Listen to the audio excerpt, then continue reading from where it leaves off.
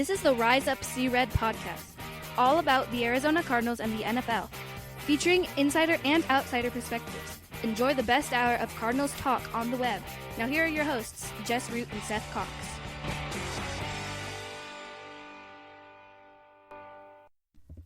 Hello, Arizona Cardinals fans, and welcome to the latest edition of the Rise Up See Red podcast. It's episode 263, our first of our 3 draft previews. This is Jess Root from CardsWire.com, the NFL wire site from the USA Today family of sites, and my co-host, as always, is Seth Cox from RevengeOfTheBirds.com, SB Nation's Arizona Cardinals site, and the guy I lean on when it comes to draft content. Seth, we begin our draft show. This is actually going to happen, it sounds like. The draft, despite the fact that everyone will be in their own house, and it's happening, apparently. Yeah, it is. I mean, you're talking about fantasy football come to life. We'll all be GMs in this draft for the first time ever. We'll all be in our own war room, so to speak. We'll all have the opportunity to have our big boards up and Skype and Zoom and whatever else we want to do, stream our picks, and the NFL will do the same. And I mean, obviously we're in unprecedented times for our country, and the world. I mean, but in the same ideal, this is the strangest draft season I can ever remember. Yeah, it's unreal to think, and I'll be honest, there's a lot of people, I know there's a lot of executives, that front office guys that don't want this to happen.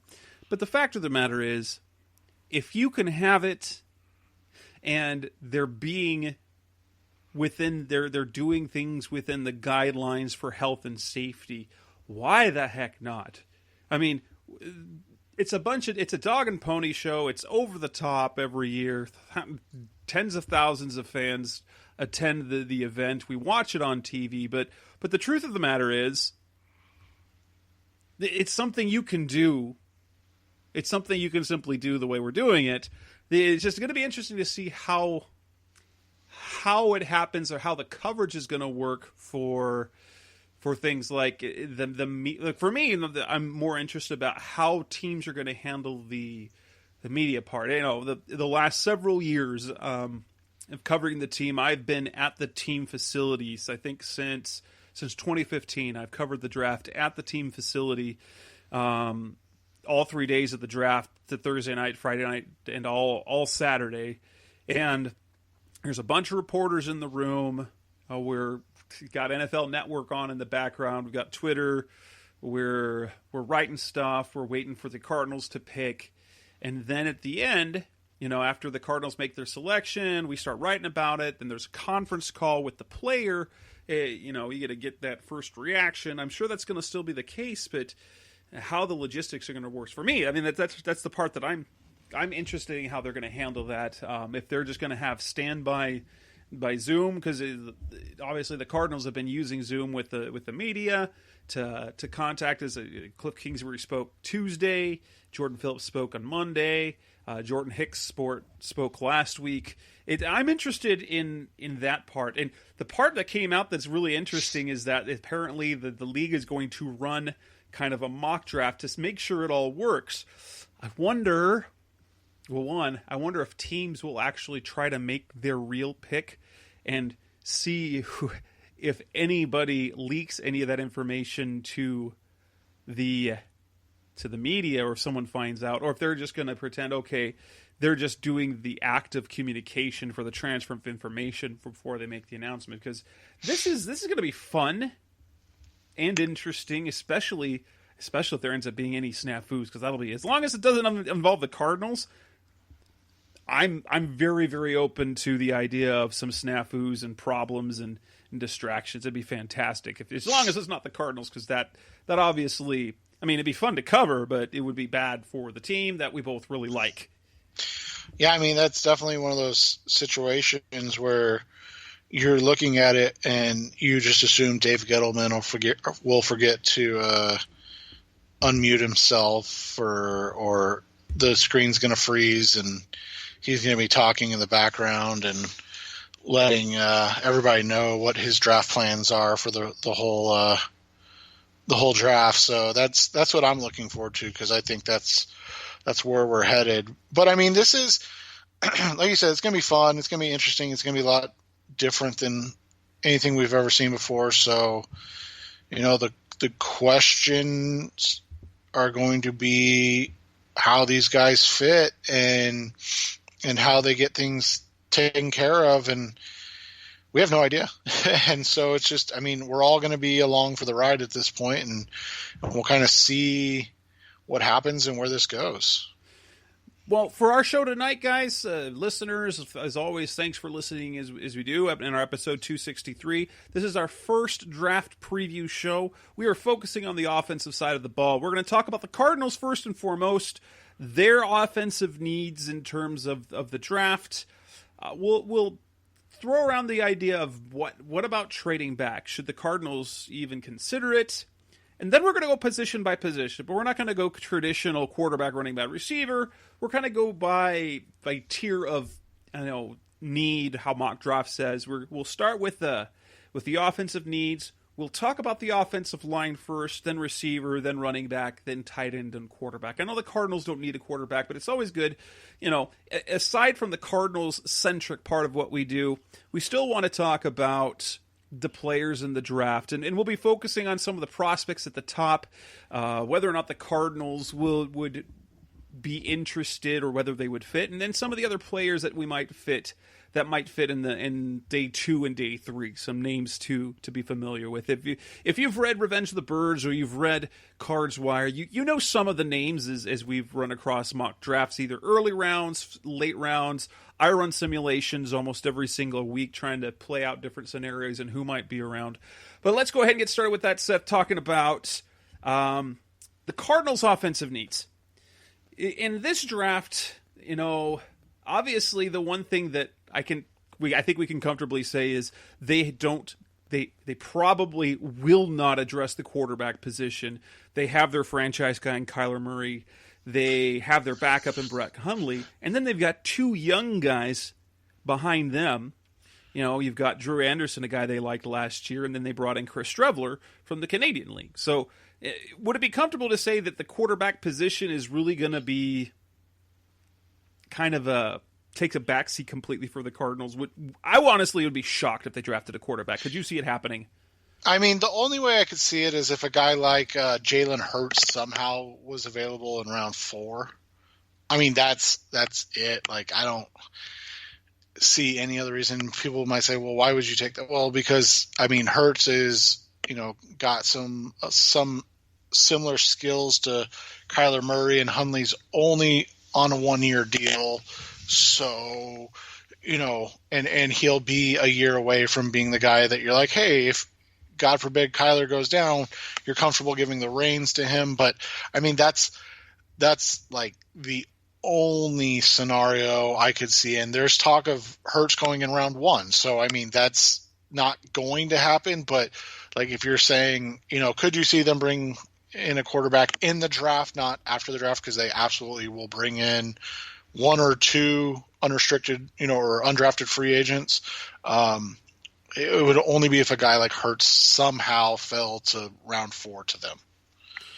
The other positions we look at, and if I have to look at what the positions that are left, you got receiver, offensive line, tight end, and running back, that in terms of priority, you would have to say offensive line during the draft has to be the highest priority, probably, with receiver being the secondary. And maybe that's simply because they drafted 3 receivers a year ago and they got a DeAndre Hopkins, and it's a deep receiver class this year.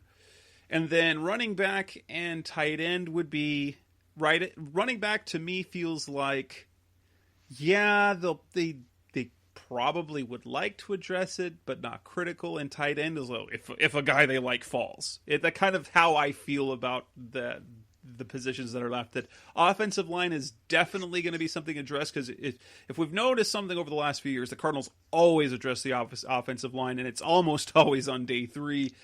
But it always gets addressed.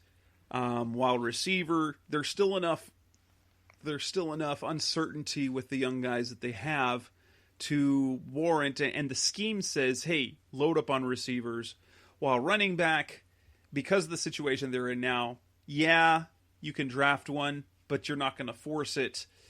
And then tight end is a case of, well, if there's somebody you like, then go get him, because it seems like tight end is a position of luxury, kind of, in with what the Cardinals do.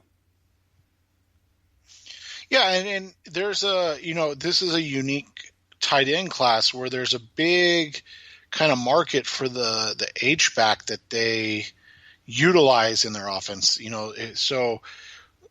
So you could get a number of players that have, one, played the H-back role already, and two, get a number of players that fit what you want to do. So I think in that sense, tight end could be a day 3 need, barring somebody, again, falling, that we'll discuss on the podcast. But for the most part, I think for me, I'm not afraid to kind of lump offensive line and running back together, because to me, they're in the same boat. You have proven capable starters, obviously, and Justin Murray proved that he was capable of being a starter for an entire season. Marcus Gilbert has been a starter his entire career. So at the right tackle position, it's not like you're saying, wow, we have this glaring need or hole. But in the same breath, you have nobody after them for next year. So if you say take a tackle at 8, it's not a guarantee that they'll start. And with the uncertainty of the offseason, I would wager that it would be more likely that Murray and or Gilbert will be the starter come game 1 than any rookie drafted, simply because we don't know if they're even going to get a full training camp, let alone they're likely not to get the rookie offseason, kind of crash course that they get in May and June. And so to me, those guys kind of go 1A and 1B in the sense of that you need them, but they're not immediate needs. They're not 2020 needs. So you kind of lump them together. Now, that being said, the value at 8 is much higher for the offensive line than the value at 8 for running back. So it would make sense that you would kind of put offensive line higher in that case, whereas, your lone day 2 pick at 72 would probably be a more priority to the running back if you were just to go on that. So I think you're absolutely right in your kind of needs. I would throw, the wide receiver position in there still in the idea of, like, you still need another kind of proven outside guy that can allow Cliff to do the full thing you want. I know you have Hakeem Butler here, but I mean, that's a 4th round pick that didn't play a snap last year. It could be one of those situations where it is one of those situations you can't count on Hakeem Butler. Anything you get from Hakeem Butler's solid, but you can't count on him and not draft a talent because you're like, oh, well, we have Hakeem Butler. So, but offensively, I think it is offensive line, running back, and then, in the same way you can rank tight end, wide receiver kind of similarly. Now, there's some talk. Now, the Cardinals don't have a 2nd round pick this year right now because of the trade for DeAndre Hopkins. They've got round 1, round 3. But then they've got 2 4ths, a 6th, and a 7th. They don't have any draft picks in the 2nd and the 5th. And now, there is some chatter that perhaps what the Cardinals ought to do is trade back in the first round. Personally, potentially to try and get a second round pick or to get a third and a fifth or another third. The deal is with that, the trouble with that is if you really want the Cardinals to have a second round pick, the length that they're going to have to drop, the distance they're going to have to drop is going to see a pretty big drop in talent or in surety in terms of the type of player you get. I ran a scenario. I tried to make it reasonable where Tampa Bay, who have the 14th pick, traded up to number 8. So 6 spots, targeting a tackle. In this case, it was the simulation had them pick Tristan Wirfs. They had their choice of tackles, and it was they really wanted a tackle to protect Tom Brady. For the Cardinals to get a second round pick back, it was to give them their first and their 7th to then pick up to move down to the 14th and pick up a second round pick. And Jess and I would happily cheer for that scenario of giving up a 7th round pick. You don't even have to get anything back. Right. And so, but in this particular mock draft, it worked out kind of well because one of the 4 premium tackles was still available at the 14th pick.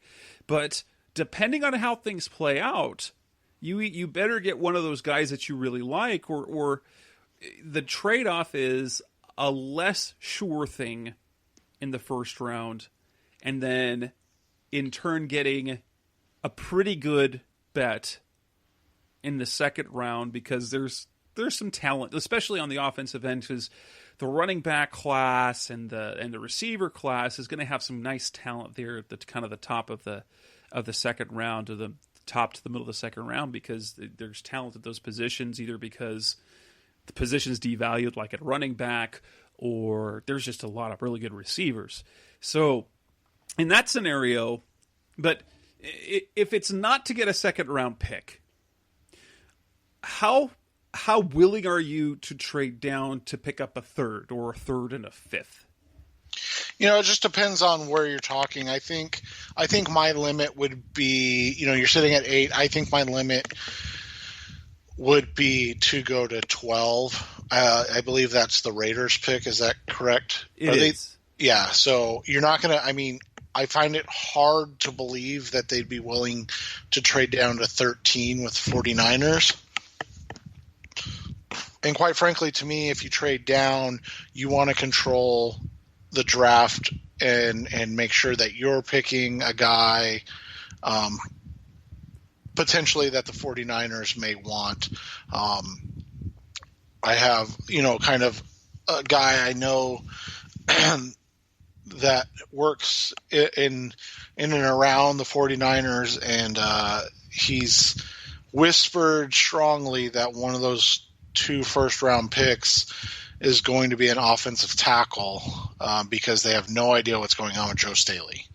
Apparently it's still a coin flip on whether he comes back. So they're wanting to make sure that they have insurance with one of the guys. So, if you trade back to 13 and you allow San Francisco to come up and say take a Mekhi Becton or a Jedrick Wills or one of those kind of top 4 tackles, especially if all 4 are on the board. Most people would say, well, that'll be fine because then one of those 4 tackles is there. Okay, but do you really want to allow the 49ers to pick the best tackle, even if they're paying you, like you said, a third and a fifth, or I don't even know if they have a second. I don't know what the 49ers have from draft capital. They don't have a second, third, or fourth round pick. Right. So they'd have to, for them to move up, they'd have to give up their first or like a next year first. And as nice as that is, if you're trying to fill holes now, if you're trying to fill your roster now with talent, a next year's first isn't nearly as appealing, especially for when you kick up pick up a first round pick from a team that was just in the Super Bowl.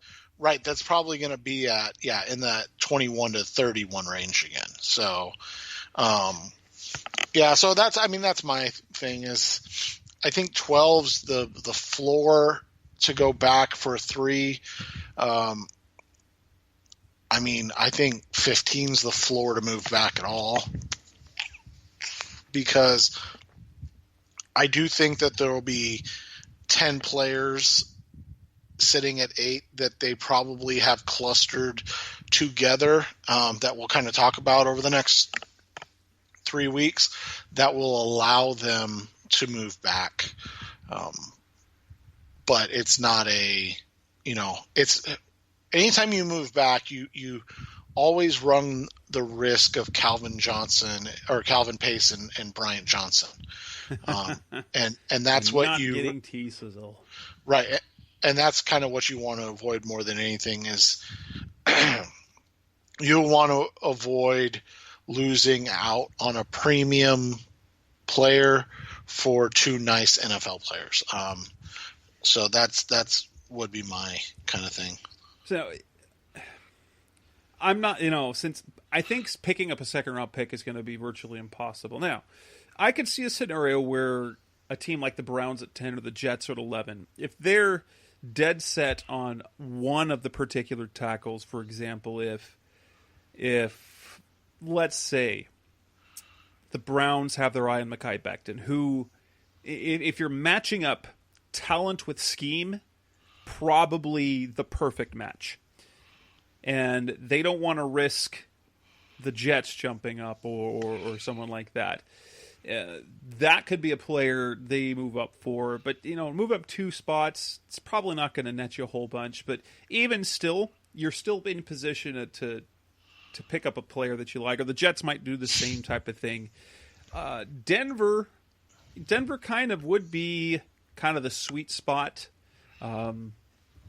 Especially if you don't mind taking a receiver, because there's still really some really good receiver talent. Denver, it'll be interesting because I don't think the Raiders probably feel. I think I've read somewhere where they don't really they're not looking to trade up, but obviously everything this time of year is hard to believe. If they can trade back, okay, but especially we'll talk about this next week. If they're really looking hard at a player that we wish that they wouldn't take at the 8th pick, but it would make much more sense to take at the 12th, 13th pick, go for it. Because then you're still picking the player that they were going to get anyway and picking that extra pick after that. Other than that, I think the one thing that you risk with trading back is to miss out on one of the more sure things than to pick up a less sure thing, and with not necessarily a higher ceiling. That's the only thing that I, with the talent that there is at the top of the draft, there's guys that I like, and then there's after that young guys like I'm okay with, and I'd rather them pick up a guy that I feel is like a sure thing. Well, and I think you nailed kind of an important thing, which is there's still a team that needs premium talent. Their premium talent outside of Kyler Murray and now, DeAndre Hopkins are all at or on the wrong side of 30. And then, maybe you have a Budda Baker who's close to that. But, he's a free agent next offseason. So, and he's going to command, we've seen safeties, they're going for about, 10 to 13 million. So that's a decision they're going to have to make next year. So, again, you're still lacking high-end talent. So you want to make sure that you have the chance to draft the highest end talent as opposed to, like you said, just accruing picks. Teams like the Seahawks were able to trade back and kind of accrue picks because they had so much high-end talent on the defense. And they were already in the late first round anyway, so late first round to early second round, what's the drop-off? Right. Well, and that's why you're able to do that. It's because you have high end talent, so you're consistently winning. And then you're taking guys or you're drafting multiple guys that are going to have time to sit and learn your system. Whereas, the Cardinals, I would say from this offseason, they're in a really nice spot in the sense that they don't need anything desperately. I think that's the first time we can say that in 3 off seasons, actually probably 4 if you even go back to 2016. You can say that now that's not to say they're a good team or they're a Super Bowl contending team. They have plenty of things they can upgrade, but that's a very different conversation than glaring needs or weaknesses. But again, they also have the need for elite talent, and ideally at 8 you should get an elite talent. Coming up next on the Rise Up Sea Red podcast, the best hour of Cardinals talk on the web. We're going to start with the actual preview. We're going to talk offensive line. We're going to talk the names, players, talent for the top of the draft. His offensive line definitely will be under consideration, and then some names to know later on in the draft. That's coming up next. Rise Up Sea Red. We're back on the Rise Up Sea Red podcast, the best hour of Cardinals talk on the web. And we're going to talk offensive line. The Cardinals. This is what the mock drafts say. The mock drafts are saying at number 8, the Cardinals are going with an offensive lineman. And I've seen basically every one of the 4 premium linemen. There's 4 tackles at the top of the draft that are considered the premium talent. So you've got Andrew Thomas from Georgia. You've got Mekhi Becton from Louisville. You've got Jedrick Wills from Alabama. And you've got Tristan Wirfs from Iowa. All 4 of those guys viably could be a selection for the Cardinals in the first round at number 8. Now, let's kind of talk through some of these players, what we like, what we don't like, what are their strengths and weaknesses. If you're kind of, at least from my point of view, as you look at some of these players, Andrew Thomas, he's the boring name. He was the one that was seen as the top tackle for a long, long, long time. He's steady. He's played right tackle and left. He was a freshman All-American at right tackle. Moved to left tackle for the following 2 years, and he's pretty steady. Probably not the flashiest. You've got the big guy. You got Mekhi Becton. He is ginormous. Measured in at 364 pounds at the combine, ran the 40 and 5.1. He's really going to play more at about 350. Then you've got Tristan Wirfs, the athletic freak. Played mostly right tackle, but bounced between right and left tackle in his time with the Hawkeyes. And he's big. He can run block. He comes from a program who's their head coach was an offensive line coach, Coach Ferentz there. And then you've got Jedrick Wills, who played exclusively right tackle for Alabama, and a technician, super smart. They say he doesn't make the same mistake twice. Now, Seth, if you're looking at these 4 players, which of the 4 has the highest ceiling, do you think? I would think Wirfs has the highest ceiling of all of them. He'd be a guy that you look at as a, fringe, all-pro from the beginning. You and I have talked quite a bit about Wirfs in terms of ceiling and scout. You text me today and said you really liked the idea or comparison of Brandon Scherf to Tristan Wirfs. Now, Scherf moved from tackle to guard when he was drafted in the top 5 by the Washington Redskins, and now he's a Pro Bowl guard in Washington, was just franchise tagged, making a lot of money there, and so that's a really good and apt comparison. And somebody, and I text you back and I said, that's funny because somebody had just actually said that to me. And then, they put a caveat on there that that Wirf's ceiling to them is Quentin Nelson, which is the best guard in the NFL.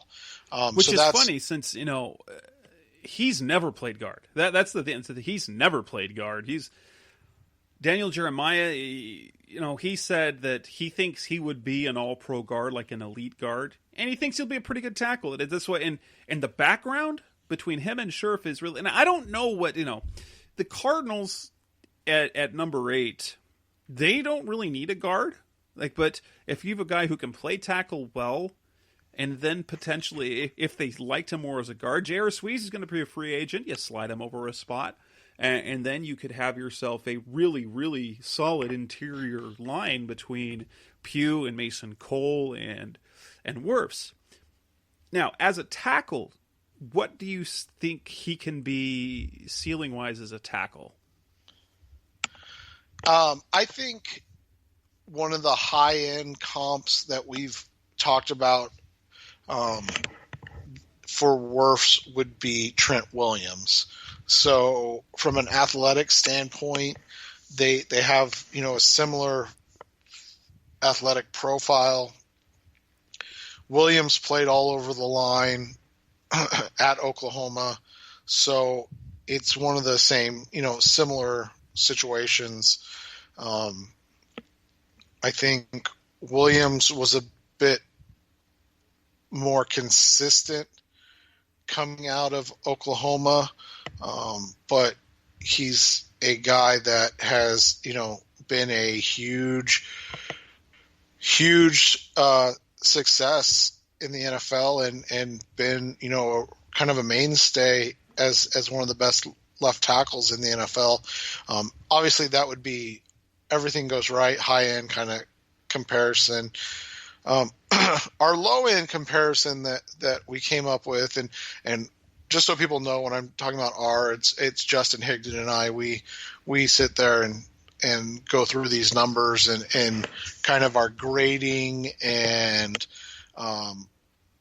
offensive line is a little more difficult because there's not statistics that you can compare to, but we base things on starts, positions played, things of that nature when we come up with these comparisons, and then we fold in our mixture of athletic profile and testing. So a lot of these are Justin and my kind of brainchild that we work on, and any of those people that have listened to Josh and I podcast for a long time, they know that we believe in the high end, low end comparison, because most people just give you a comparison and then leave it and they say, hey, this guy compares to, Quentin Nelson, and then you leave it and then you draft this guy and he's really good, maybe a fringe one-time Pro Bowler, but he's not a two-time All-Pro and the best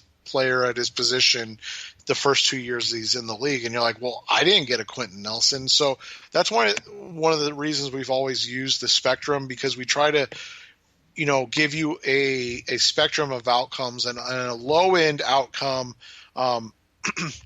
for Wirfs was a guy like John Stitchcomb, who actually was very successful in the NFL. So again, when we look at it, you're looking at a low end of a guy that was, I believe, a one-time Pro Bowler for New Orleans, won a Super Bowl with New Orleans, played right tackle in New Orleans for 5 years, was a day 2 draft pick out of went big college out of Georgia, really solid career, but when you look at it and you talk about Trent Williams, who's lauded as, one of the greatest linemen in the last decade, versus a John Stitchcomb, who just was just a, 6-year NFL starter on a Super Bowl winning team. And then, people go, well, that's not as good, but it's still a very solid pick. And so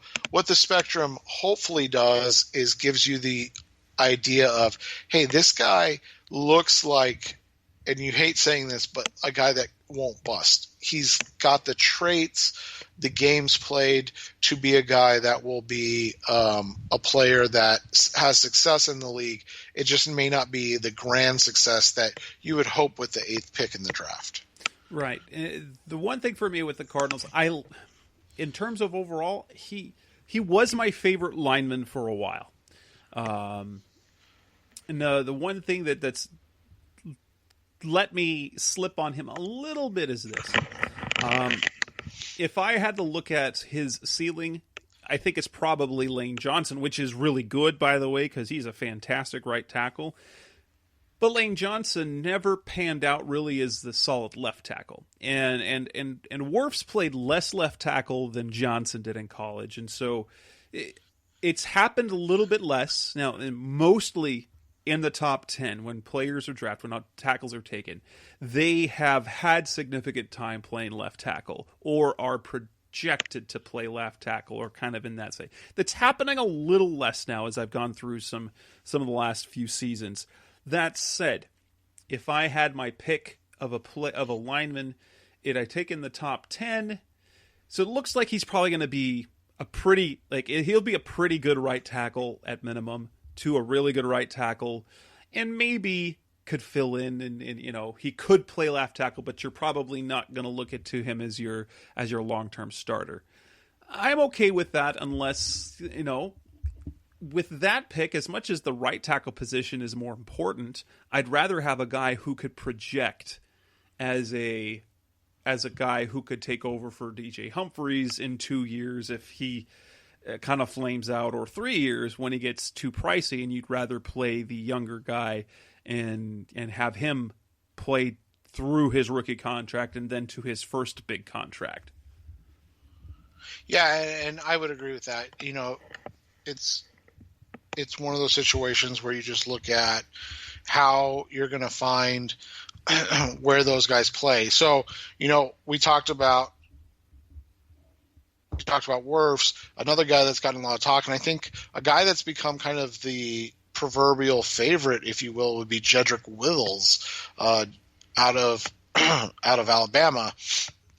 Wills actually compares really nicely to Lane Johnson coming out.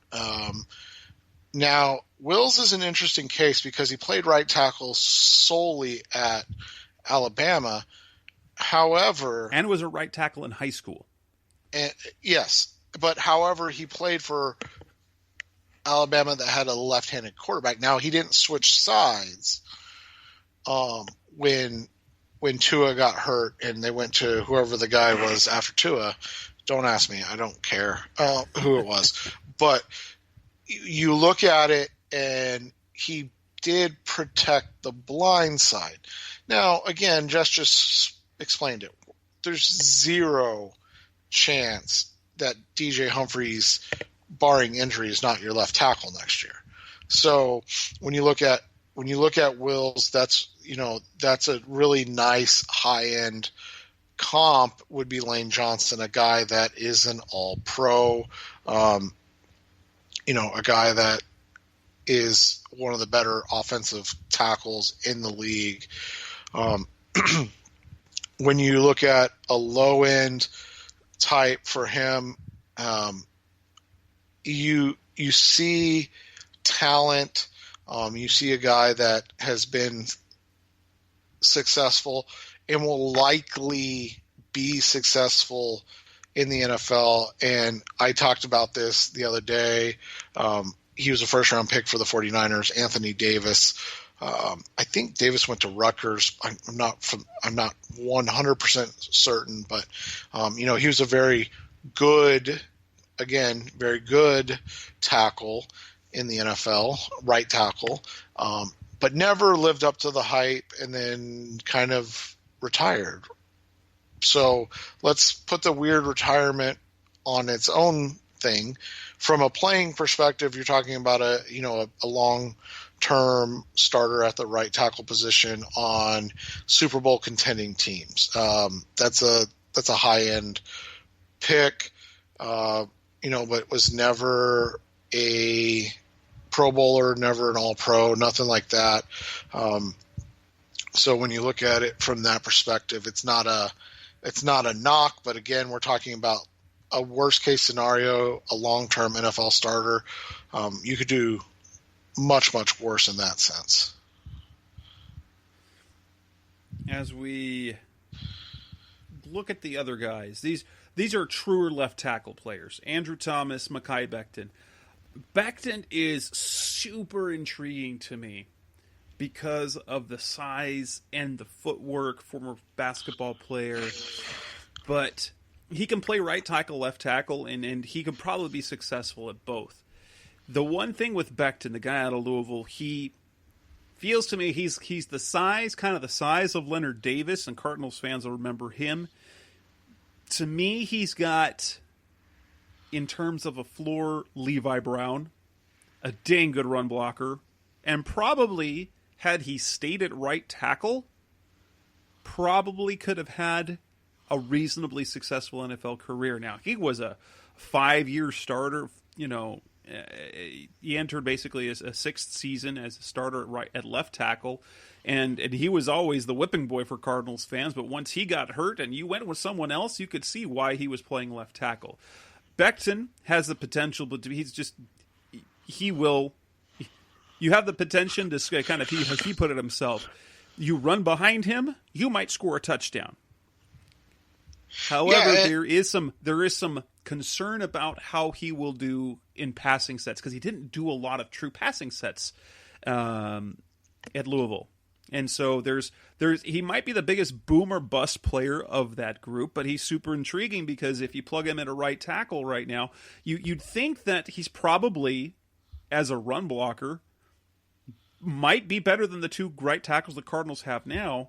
And, if he's, and with the high end, with a little bit of technique, he will be a guy that you love to have on your offensive line. Yeah, and he's got some nasty to him. He's a guy that brings a physicality that most teams don't have anymore. You talked about big Leonard Davis.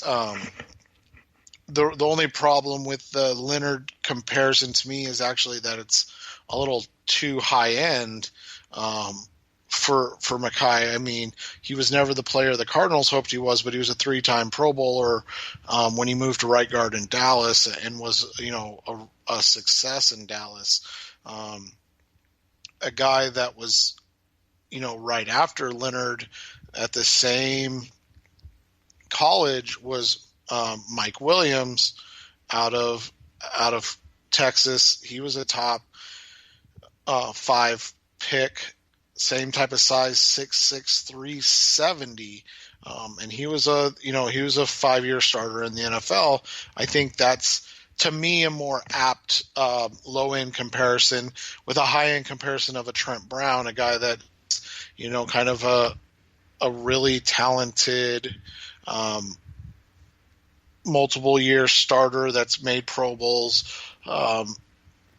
and he fits the same size profile. It's an odd profile because you just don't get guys that are this big.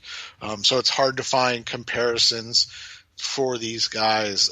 But I think Trent Brown to Mike Williams, again, you're still talking about a 5-year starter. The difference is one was, a Pro Bowler who's one of the highest paid tackles in the NFL. The other one was a guy that was drafted top 5 that dealt with injuries later because of his size, but was a solid starter for the time he was there. Thomas is the kind of boring one. I think he's a guy that is easy to project.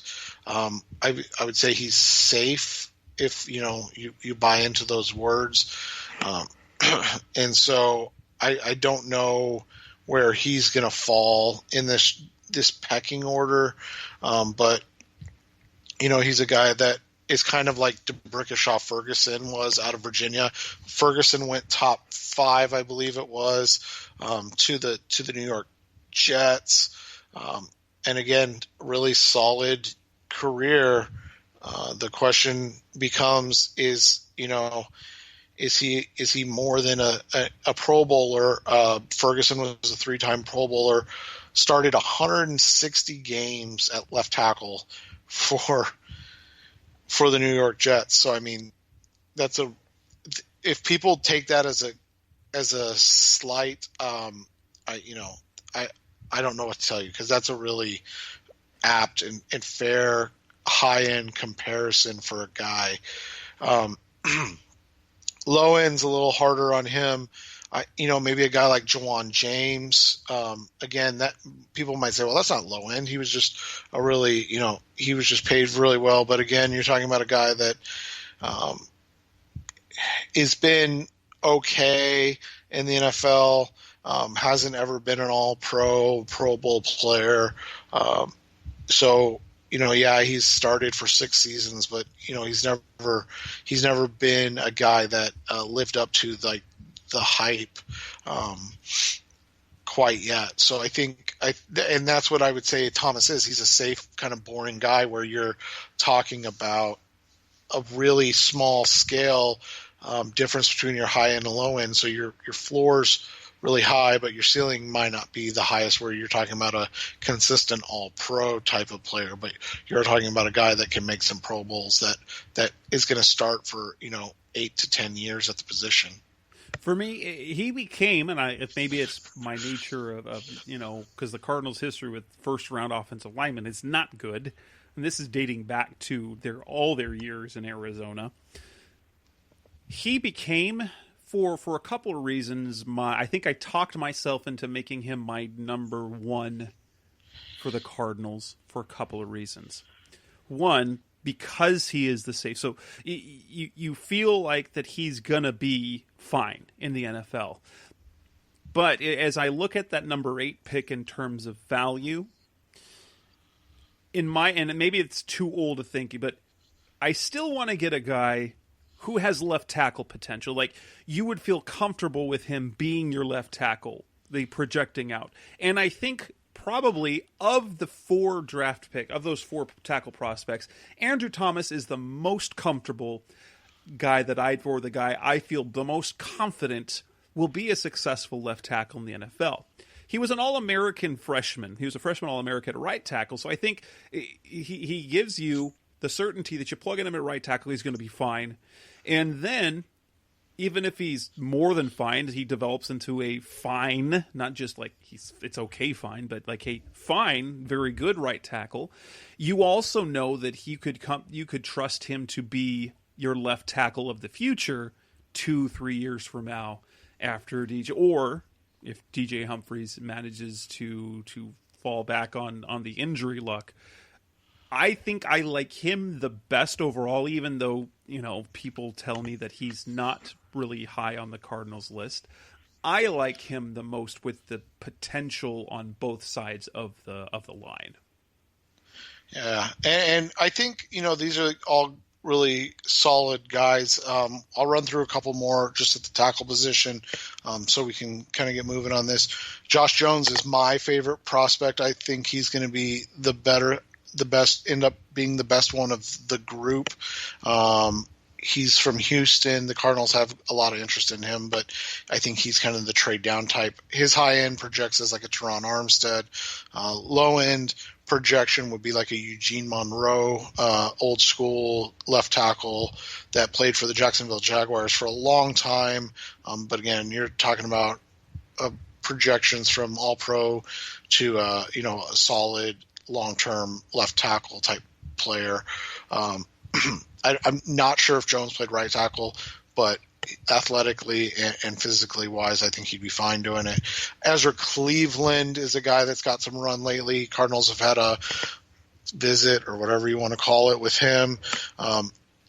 Another talented guy that I think could, if they were to trade down, he'd be a guy that they could look at and kind of target if they were to go offensive line in that vicinity. He actually projects out pretty nicely in the NFL as well. So you're talking about, 6 guys potentially that could be on the cusp of being fits along the offensive line in the first round. Then there's this. Austin Jackson also fits that profile as well. And these are guys that obviously, if the Cardinals had a second-round pick, they would be probably potentially on the radar if they fell a little bit. But yeah. Yeah, and so Cleveland, is a guy that fits well. And, like you said, if they had a second-round pick, they'd be probably guys that we'd be discussing a little more. From the tackle position, it's one of those, you just look at it, there's not a ton of guys on day 3, and that's, where the Cardinals fall to after this is they're not going to pick again until day 3. Or round 3, excuse me. I'm struggling with that. Round 3. And so you look at it from that perspective, maybe they're not that many, talent wise. Trey Adams is an interesting one out of Washington, and he would actually probably project a little higher if he didn't get hurt all the time. Isaiah Wilson is another guy to watch, 6'7", 340. I've seen mocks where he's in the first round. I've seen mocks where he's in the 4th round. I can't get a beat on what teams and the league really thinks of him. So that's a name to watch at pick 72 if that's, where they want to go. Prince Tega Wanagu is another guy that, again, if you're talking about pick 72, that could fit. And finally, the kid out of UConn, Matt Pert. Yeah. Peart. Thank you. He's another guy that I really like. I like the kid out of TCU, but I think he's going to be in that second round range. Lucas Nyong, I believe the name is. He's a nice player, but he's had some injury history, so that's an interesting one. And so those are guys on days 1 and 2. Day 3, just like a couple names to keep in the back of your mind, just in case, they fall or anything. Jack Driscoll's an interesting one out of Auburn. He's a pure right tackle. Played a lot of right tackle at Auburn. He's familiar with the run scheme, so to speak, of what Cliff Kingsbury likes to do offensively. Ben Barch, he could be a guy at 72 you look at too. He's a really talented small school guy. I can't remember where he's out of though, but I know it's a smaller school. Thank you, St. John's. So that's kind of Barch. Those are guys I struggle with because when you're talking about St. John's, I don't know if the NFL is gonna be comfortable taking him in the second round, in the 3rd round, but these guys tend to fly off the board, especially when they're as athletic as Bart showed to be. So those are just some names to watch. I know there's a guy that you kind of like at the end, John Runyon, son of former NFL Pro Bowler John Runyon.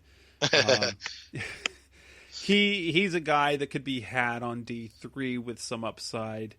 But again, the Cardinals almost always take some day 3 guys, and Corey Cunningham was super athletic. If you get an idea for what the Cardinals look to for developmental offensive linemen, they're athletic, they have some mean to them. As we look at Lamont Gilliard and Joshua Miles and Cole Toner and Will Holden and Corey Cunningham, those are names you probably, if we look at guys, Charlie Heck out of North Carolina might pop up. Guys of those, Terrence Seal, Texas Tech guy that Cliff Kingsbury obviously is familiar with, fits the profile of guys that they would take a stab at in the late rounds. Not that those picks really matter because they burn through them about one every year, it feels like. Yeah. And then you go to the interior. This is, Wirfs would, I think, be the best guard prospect. If he was a guard prospect, this interior offensive line class is actually really light in terms of high-end talent. Obviously, Wirfs is the only name you'll mention as potentially interior in the first round. At 72, if they're looking for, a guy that plays center, but has also played some guard, is Tyler Biadasz out of Wisconsin. I'm big on Wisconsin guys. I think they're always solid. The kid, I can't remember his first name, but Cushenberry out of LSU. Lloyd Cushenberry the third out of LSU. Yeah, Lloyd Cushenberry. So he's a really talented guy. He's a guy that projects as a center or guard. And again, we're talking about with their third round pick. You're looking at guys that will have the ability to start. Maybe not this year, but in the near future. Jonah Jackson is an interior lineman out of Ohio State. Justin likes him quite a bit. Shane Lemieux's a guy I've liked, but I think he's a day 3 guy, lacks athleticism, but kind of the J.R. Sweezy type. The name to kind of know, I'll be interested to see where he goes. Netane Moody out of Fresno State. He's a guard. He's kind of the highest end potential guy here. And then Cesar Ruiz. I'm really interested in Ruiz and where he plays in the NFL because I think he could project to an all-pro type, almost like a Marquise Pouncey. He's really, really talented. He's a nice player that I like a lot. I don't think he's going to be a guy that is around at 72 because I think he's going to be too much of a high-end player. Coming up next on the Rise Up See Red podcast, the best hour of Cardinals to talk on the web. We're going to move on to the receiver prospects. Obviously, there's going to be 3 names at the top. Who are the other names to look at as if they move down and then later on in the draft? That's coming next on Rise Up See Red. We're back on the Rise Up See Red podcast, the best of Cardinals talk on the web. Time to talk receivers. There are 3 top receivers there at the top. CeeDee Lamb, Jerry Jeudy, Henry Ruggs. Those names have definitely cooled in terms of buzz around the Cardinals. Obviously, the one that has the biggest connection to the Cardinals is CeeDee Lamb, Oklahoma. Okay, we've got these 3 top guys. They're a little bit different. If they go receiver, which way should the Cardinals go? If you pay attention on my son on Twitter, he is the biggest CeeDee Lamb stan there is on the internet, I think. I can understand where he's coming from. He is my favorite, especially at pick 8. I think he has the best ceiling, and I think he would be a great fit on the Cardinals. Yeah, I still think Lamb's in play. Obviously, it'll depend on how the first 7 picks fall, but he's a guy that fits what they want to do. He'd be a nice counterpart, and he is one of the most intriguing prospects with the ball in his hands that I can remember. That's why the comparisons to DeAndre Hopkins were so apt, because he's not this freak athlete. He's not Tyreek Hill where he's going to run past and through everybody, but instead he's a guy that somehow just makes people consistently miss. His low end projection, I know this isn't something you want to hear at number 8, but again, you're talking low end, was Stevie Breston. So, old school Cardinal guy that everybody remembers, that, had some really good 800 to 1,000 yard seasons. So again, when you're looking at projections, you're talking about all pro to, long-term NFL starter. That's not a bad thing. Jeudy for me is a guy that people, when you talk about players and you don't say something that they're used to, they assume that you don't like a player, and that's not true at all with Jeudy. I really think Jerry Jeudy's an outstanding talent and is going to be a fantastic player in the NFL. I also think that he is a guy that is going to work a lot out of the slot. He already did at Alabama. And so I'm not sure if that's the guy that the Cardinals need in that sense. So Judy's a really, like I said, talented player. He deserves to be a top 20 pick. I just don't. Does he give you a vibe of kind of Calvin Ridley? His comparisons are his high end comparisons actually Adam Thielen. So, do with that what you will. That's people will say, well, that's not fair. But I mean, Adam Thielen's a Pro Bowler. He's a guy that's had, a great NFL career. Has, 2 seasons over 1,200 yards, another season over 900 yards. Very talented wide receiver, super athletic guy coming out. But he was an undrafted free agent out of a small school, so it's a lot different. So when you hear that, people go, well, that's an insult to Jerry Jeudy, and it's really not. It's a really high compliment to compare a player to a consistent Pro Bowl level player. Low end for him would be a guy like Lavernius Coles. Old school guy out of Florida State. Again, you're talking about a guy that had good to very good NFL career, made 1 Pro Bowl, had 3 1,000-yard seasons, but it was just never like the guy when he was with the Jets. But really talented player that could put up a lot of stats. Then there's Henry Ruggs. Ruggs is a tough case because of his size. He's everybody knows he can fly. That's why a lot of people like the Tyreek Hill comparison. But again, if you're talking about Tyreek Hill as your high end, you have to go back to your low end, and maybe a guy like Santana Moss might be too high end. I'll throw the name out there. It's not a name people like. Ted Ginn. There's a lot of similarities in terms of size, speed, big play production in college, playing at big time. Ginn went number 9 overall. He was a bigger threat in the return game, but I see a lot of similarities. And while he might be the best positional fit for the Cardinals, I just don't know if I want that at 8 for the Cardinals. Yeah, and I mean, Ginn's a really nice one, long-term NFL starter. Moss is, another one that Santana Moss that I was just talking about.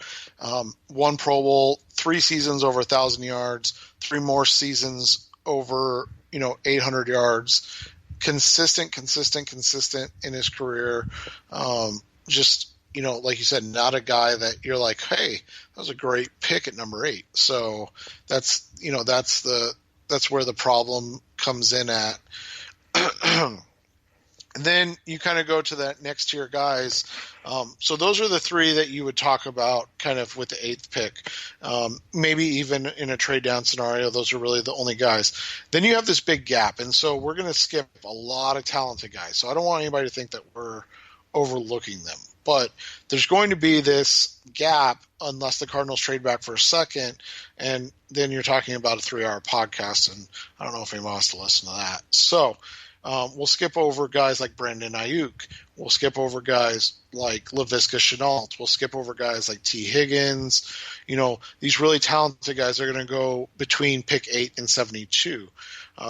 Denzel Mims is another one. I'm trying to name them all. Jalen Reagor. So nobody thinks that we're over. Justin Jefferson. Justin Jefferson, thank you. That was the name that was escaping me. Even KJ Hamler. So, so those are all guys that are going to go probably in between the Cardinals' 2 picks.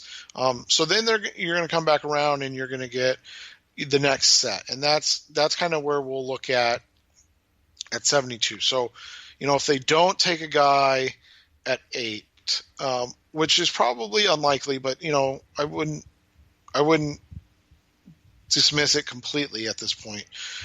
Then they'll come back at 72 or potentially on day 3 of the draft. So we'll go from there. Donovan Peoples-Jones is a name I want to get out there early because I think Peoples-Jones is going to break out in the NFL. I think he's going to have a phenomenal career. I'm not talking about a guy that's going to be, a multi-time All-Pro, but I think he's going to outplay what he did in college, and people are going to be like, oh yeah, that's why he was the number 1 prospect in the country coming out. He played with an abomination of quarterback play at Michigan under Harbaugh, and so that made it, kind of difficult to gauge him. Michael Pittman Jr. is another one. I'm interested to see if he makes it to 72. He's a really talented guy.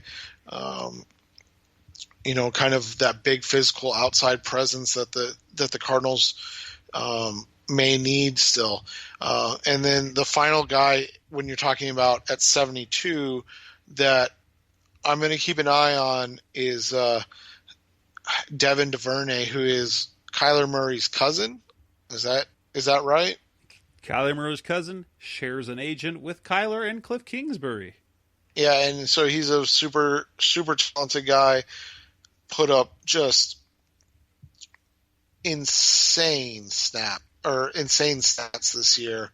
106 catches, 1386 receiving yards. The guy, he ran a 4.39, I think, at the combine. I think he would be kind of like the Andy Isabella from a big program.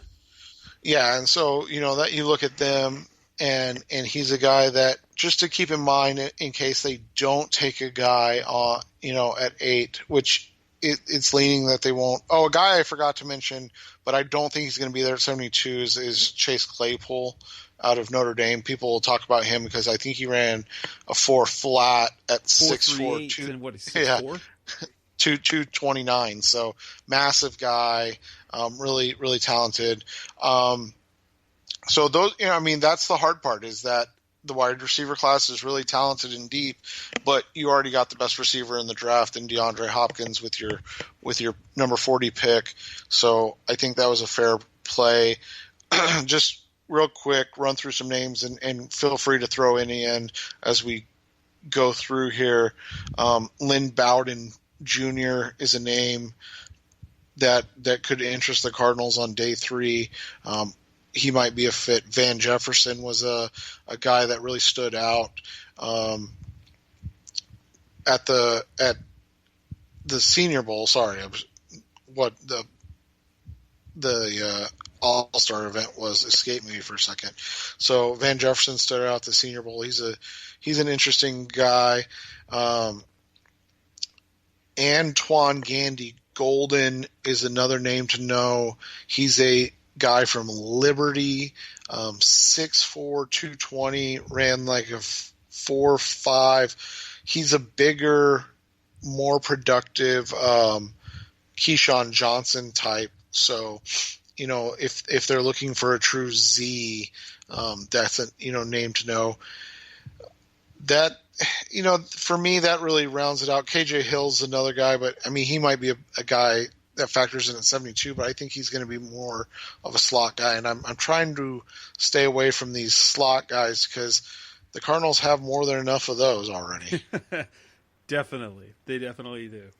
All right. Coming next on the Rise of C-Red podcast, the best of Cardinals talk. And then we're going to talk a little bit about running backs. That's coming next on Rise of C-Red. Back on the Rise of C-Red podcast, the best hour of Cardinals talk on the web. Obviously, they're not going to draft a running back at number 8, and they don't have a second-round pick as of right now. So we've got players like Georgia's DeAndre Swift. You've got Jonathan Taylor, my favorite running back in the draft, especially at the production he had at Wisconsin, the size, the speed at the combine, everything screams star to me. He's not going to be around for them unless they somehow trade back into the top of the second round. You got J.K. Dobbins out of Ohio State, kind of do-it-all guy. Those are players who aren't going to be around. So you're going to hit a second tier of running backs by the time the Cardinals hit in the third round. Who are some of those players that could be around? And I mentioned those three players. Do you think like a Clyde Edwards-Helaire that he's going to slip beyond the second round because he's another guy, not the speed, but he kind of has the do-it-all type skills but who are the running backs that starting in round 3 are names that are worth looking at? Yeah, I think Edwards-Helaire is a guy to know. I mean, he's a smaller guy, 5'8", 200, but he's stocky, 210. Great pass catcher. James White is a good comparison for him coming out. Really just active, talented runner. Kind of your guy that can do a little bit of everything for you consistently. Cam Akers out of Florida State's a guy to know. He was in a similar situation to Donovan Peoples-Jones at Michigan. Akers was at Florida State. I mean, he literally was the offense at Florida State. And this season he put up over 1,100 yards rushing and 14 touchdowns. Can receive the ball out of the backfield, so he's a nice fit. He's a bit of a gem because a lot of guys wonder how in the world he produced with the. This is a Florida State program. It was kind of a garbage team last year, and being the only weapon they had, he still put up big numbers. Yeah, and he's an interesting guy from a profile perspective because he doesn't really have a profile because of his size and speed. He runs kind of like Marshawn Lynch, but he's a really nice receiver out of the backfield as well. So, that's a guy to kind of know and understand that maybe if he's there, he might be a fit. I know a lot of people are high on Zach Moss out of Utah. Man, that's a lot of carries, a lot of wear and tear there. I don't mind Moss at all. I think at 72, it's a little rich for my blood, but I would understand it from that perspective. I think those are the three guys at 72 that you can talk about. And then you kind of go from there. You've got, your mishmash of guys. I'm not going to go through too many, but I want to give you two guys. We mentioned DeAndre Swift going way before the Cardinals pick, right? I know you said Taylor and Dobbins, but I just want to make sure we mentioned DeAndre Swift. He'll be one of those that's not available as well. So one guy to keep an eye on that I think really could fit what the Cardinals do on day 3. It's going to be probably a 5th or 6th round type of guy because of his injury history, and that's Anthony McFarland out of Maryland. He's on the Devontae Freeman spectrum in terms of size, athleticism, and production profile. Freeman would obviously be a high-end comp. The reason his name has stuck with me is because his low-end comp is a DeAndre Washington, who Cliff Kingsbury got a ton of success with at Texas Tech. So that always sparks interest in kind of notes in my head. And then another guy to keep in mind, and there's a ton of guys in this draft that are interesting, but the final guy was Antonio Gibson. He's a guy that was used mainly as a receiver for Memphis and then got some kind of short yardage and gadget play runs. He only had 33 carries, but he had 369 yards, over 11 yards per carry. And then you have that he had 38 receptions for 735 yards. Didn't he have like 14 touchdowns and 77 touches? Yeah, and you kind of talk about what David Johnson was as a rookie type thing. I don't think he's going to be that productive or talented, but he has the same skill set that David had. I've seen Ty Montgomery comparisons. I think that's a more fair and apt comparison, similar to to Ty Montgomery coming out. So those are the two kind of day three guys that I would just keep in the back of your mind. Yeah, and Gibson is a player that's super intriguing. You think physical trait comps, David Johnson, Kenyon Drake kind of falls in there. What is it? I think he's got David Johnson build with kind of Kenyon Drake speed, right? He's that kind of size, and considering what the Cardinals like to do offensively, and Anthony McFarland reminds me a bit of, at a slightly bigger school, but kind of like a Chase Edmonds, the production that he had when he was at Fordham. Granted, McFarland did it at a slightly, Fordham's tiny, and Maryland has a program, not a big program, but it is a program there. Yeah, and so those are both good comparisons. Gibson kind of profiled as like a Ronnie Brown type. Obviously, Brown was a more high-end prospect, but Ronnie Brown to maybe like a Jeremy Langford out of Michigan State a couple years ago. I can't remember who he played for, but I think he was a pretty early pick that just never made it. I think he was with the Bears, in fact, that just never made it and never, kind of came. And that would be a fair kind of comparison, if you would, for Gibson, because you're talking about a guy that just, you don't know where the outcomes lie because the athleticism and everything. Yeah. Jeremy Langford was with the Bears and then for a short stint with the Falcons and could never average over 4 yards per carry. But I mean, when you talk about size, speed, everything, Langford 6 foot 211, ran a 4.4 40 coming out. He's just, he had all the size and measurables that you wanted, just didn't ever put it all together. Coming next on the Rise Up C-Red podcast, the best hour of Cardinals talk on the web. We're going to talk a little bit more tight ends this time. That's coming up next on Rise Up C-Red. We're back on the Rise Up C-Red podcast, the best hour of Cardinals talk on the web. Tight ends. It's an intriguing position because there isn't really good talent at the top. And it's, as we see year to year, there's some really specific role-based talent at the position. So it kind of depends on your cup of tea in terms of what you need as a team. But in terms of the overall, we're not going to see a tight end drafted the first round, are we, this year? No, I mean, the only, I would say, top 50 player at the position is Cole Kmet out of Notre Dame, who's kind of a tight end factory at this point, right? Like, that's what they do. I mean, they gave us Troy Nicholas. Right. He was the only not good one to come out of there. So, that's what happens when you're a Cardinals fan. But, I mean, there are a ton of intriguing kind of fits at 72.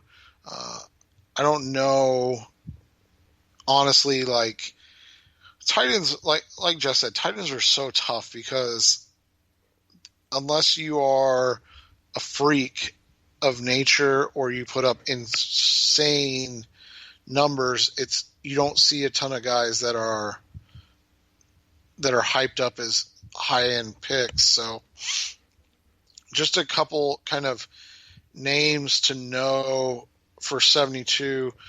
One would be Hunter Bryant out of Washington. I think he's a guy that could potentially be a guy that if they were to take a player at 72, he's one. He's kind of that athletic kind of move tight end. That's probably, and then the other one was Bryce Hopkins out of Purdue. Again, you're talking about another athletic kind of do-it-all tight end. I think those are the only two I could see even being entertained in the third round. Outside of that, you're just talking about a couple of guys on day 3 that have really piqued my interest and made me kind of go, maybe they could be fits in Arizona. The first one is a guy out of Dayton, Adam Trotman. I think he's 6'6", 250. So he's a guy to kind of know. Again, we're talking about day 3, so we're going deep for you guys here. He was 6'5", 255. He only ran a 4.840, but his short area speed was really, really insane. So he could be, a similar type of player and a backup to Max Williams, who has struggled with injury in his career. Another guy that kind of really caught my eye as I was going through this was Jared Pinkney out of Vanderbilt. So, again, you're talking about trying to figure out where these guys fit in and everything. Another guy that didn't test well, and that's where you get concerned, but he did block well, kind of in that Rhett Ellison mold, a guy that had a really, nice long niche career. But he didn't test as well as you would like. So I think he'd be like a late pick, but he is, a guy that might be able to fit as that H-back move, kind of lead fullback type, that the Cardinals may need. I'm not even going to pretend to try to pronounce Albert O's name, the kid from Missouri. So 6'5", 258, ran a sub 4.540 at the combine, and then hung it up. Didn't do anything else, because when you are in the 97th percentile testing wise for your position, you're a freak and you don't really need to do anything else. But my favorite stat on Albert, and again, I'm not going to try to pronounce his name, so I'll learn it if I have to. He put up in his career 23 touchdowns on 98 receptions. So, I mean, that's a staggering statistic to me, that 1 out of every 4 times he caught the ball, he scored a touchdown. That's just insane to me. I think he'd be kind of the prototype 4th, 5th round tight end that gets picked up and ends up having a really nice career. He's kind of my favorite day 3 prospect thus far, that I've found, because that stat just blows my mind. I mean, a 23% touchdown rate is literally unheard of. I mean, nobody scores once every 4 times they touch the ball. Nobody. All right, so I don't have anything to say about the tight ends. There's, I mean, there's some guys out there. I mean, there's some names. Obviously, LSU, they had Steven Sullivan and Thaddeus Moss. Thaddeus Moss is a smaller guy with obviously he's the famous one. He's Randy Moss's kid. But yeah, there's a kid out of Oregon. What's the name of that kid? That Breland, right? Jacob Breland? Yeah, Jacob Breland. He's not bad. Moss is an interesting one. I like Moss, but he's 6'2" and 250 pounds. And he has really, really short arms. So it's hard to gauge. He didn't test at all. I know he's athletic. I mean, I've seen him play, and when you're 6'2" and 250 and you put up over 500 yards receiving in the SEC, that's good. But for the most part, I would, it's not a guy I would venture to guess on what he'll be in the NFL, because I just don't think we have a complete enough profile. Coming next on the last part of the Rise Up See Red podcast, we're going to come back and talk quarterbacks. That's coming next on Rise Up See Red. We're back on the Rise Up See Red podcast, the best our Cardinals talk on the web. Obviously, this isn't very Cardinals-centric. We're talking quarterbacks. It's going to be interesting to how the quarterbacks fall. We know Joe Burrow. We know Tua Tagovailoa. And we presume Justin Herbert will all probably be taken in the top 10 of the draft. If you had your pick of the three, who do you think is the most likely to be a franchise guy? After what I saw from Burrow last year, it's hard to think that he's not going to be successful. I don't, maybe he doesn't quite have enough humility to him, but it's not Josh Rosen-like, because you saw what he did. He elevated his teammates, but the astronomical jump to his performance from 2018 to 2019 is just otherworldly. And, it's hard to think. He looks like he's a sure thing with the skill set that he's got. Yeah, and you always hate to use that word, sure thing, but you look at Burrow, and again, when you talk about that outcome based and comparison based, you like his range of outcomes of what he possibly or potentially could be at the position. I think he's the surest, safest thing.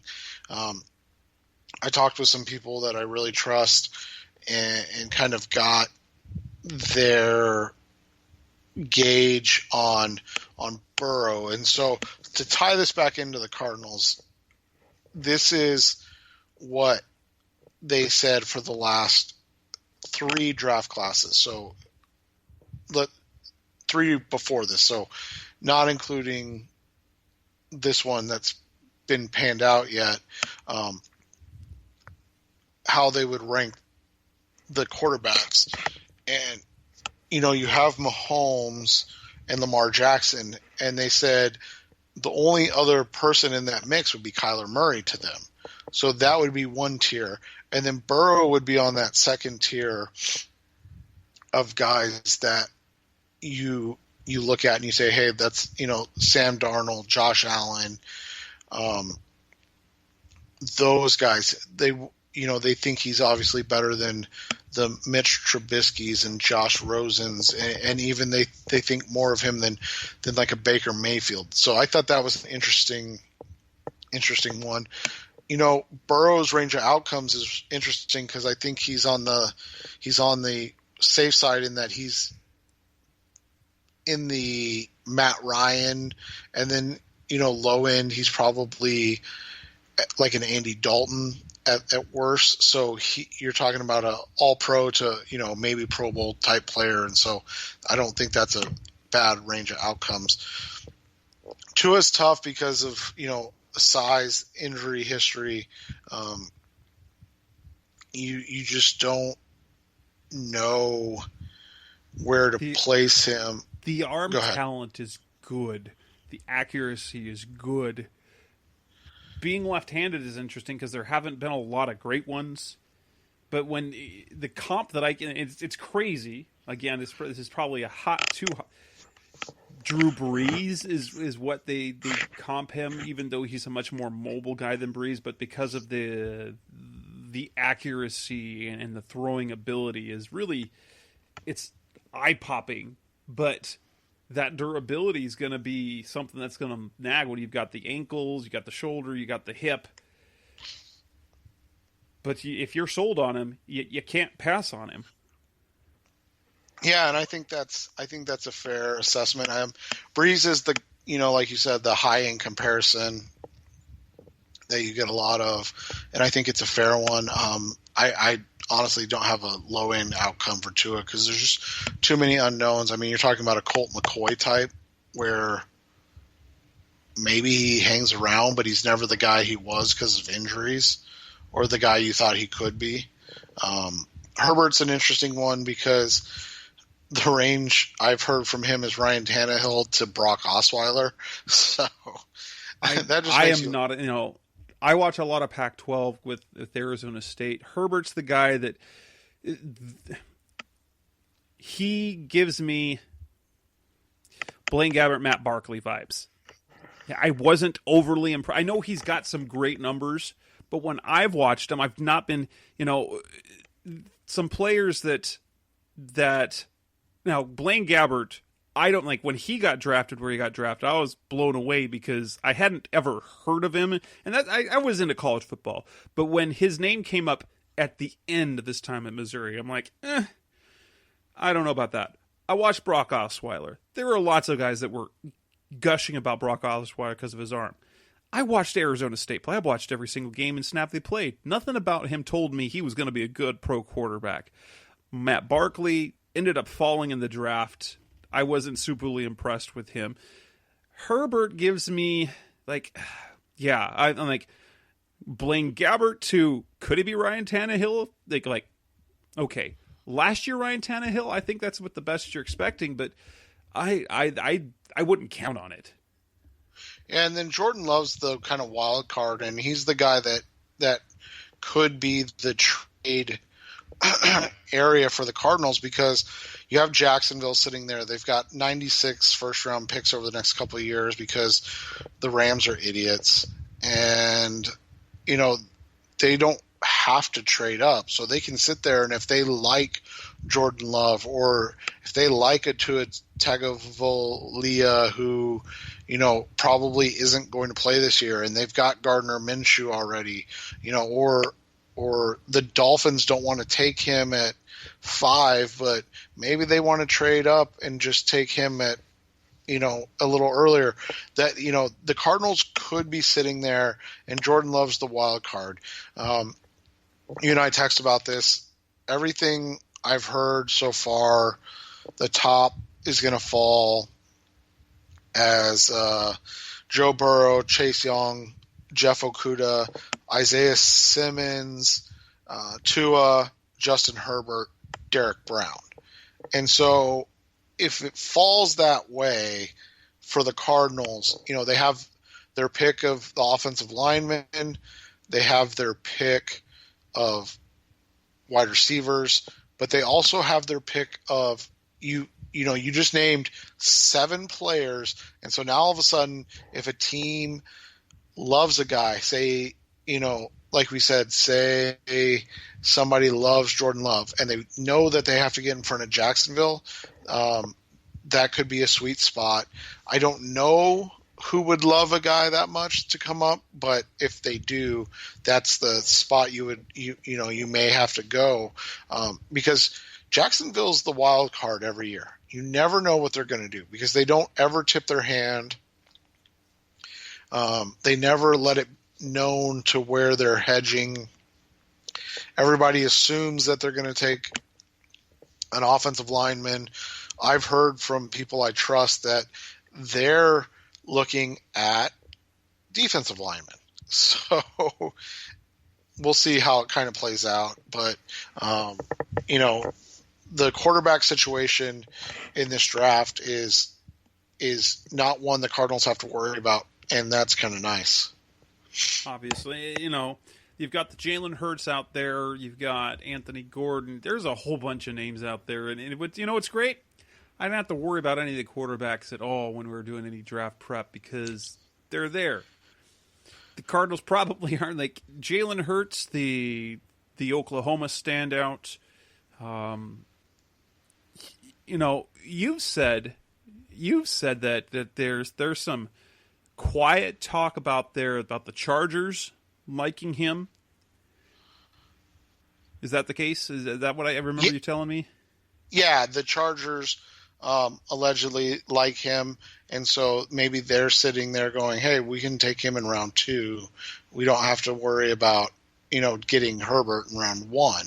And so that's the thing, is that there's so much right now going on that it's too safe, if that makes sense. Like, when you're hearing consistently and kind of pulling back the curtain, when you hear the same thing from so many people consistently, usually that's the biggest red flag. When you're hearing like, hey, this is the guy for this team and this is the, like, all of a sudden you're going, this doesn't make sense. Like, there's no way that the first 5, 6, 7 picks are set in stone like this already. So, Hurts, with a couple teams, the Chargers and the Patriots, I've heard, that's the back end of round 1, early round 2. What about a team like Indianapolis in round 2 that doesn't have a long-term, guy on their roster, but Phillip Rivers would sure be the perfect fit, to groom him, right? So. All right, and with that, let's go ahead and wrap up this show. We will be back next week to talk defensive prospects. That's Seth Cox. I'm Jess Root. Thanks for listening to Rise Up C-Red podcast. Go Cardinals. We'll be back again in a week. More draft stuff, this time all defense. Take it easy, guys. Thanks for listening. Thanks for listening to the latest edition of the Rise Up C-Red podcast. Listen to previous episodes and subscribe to the show on Apple Podcasts, Stitcher Radio, Audioboom, or many other podcast platforms so shows are delivered directly to your mobile device. Please give the show a 5-star rating and always support the sponsors who support the show. We'll be back soon for the best hour of Cardinals talk on the web. Rise up Red Sea, be Red Sea Red, and of course, Rise Up C-Red.